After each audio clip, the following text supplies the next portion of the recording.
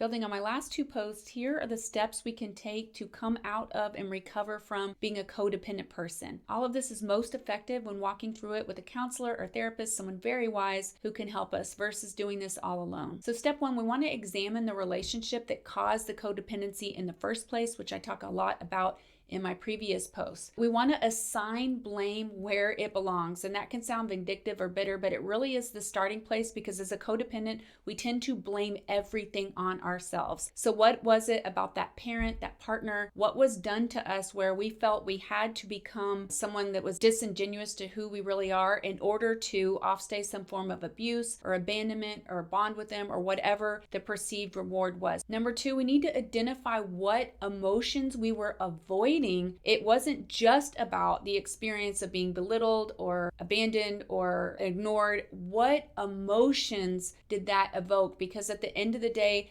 that's what our codependency is fueled by, trying to not experience emotions that to us were intolerable at the time. Step three is to accept the responsibility and really the privilege that it is to confront those negative emotions and reframe them. So maybe at the time, yes, I was filled with shame, guilt, fear, whatever it was, but that was based on accommodating that other person. I no longer need to do that. That was that person bringing that toxicity into my life. So it's removing the need to experience those emotions when we assert ourselves. When someone doesn't like us or approve of us, we no longer need that emotionally immature response that says, I have to feel guilty, afraid, ashamed. We reframe the whole dynamic and paradigm, which does not happen overnight, by the way. And finally, number four, pay close attention to when you're not being yourself in order to people please or accommodate someone else. You're laughing a little too loud, you're being too agreeable, you're making jokes and trying to be funny, or you're keeping quiet and hiding and not interjecting yourself when you have good things to say. These are all forms of not being ourselves, and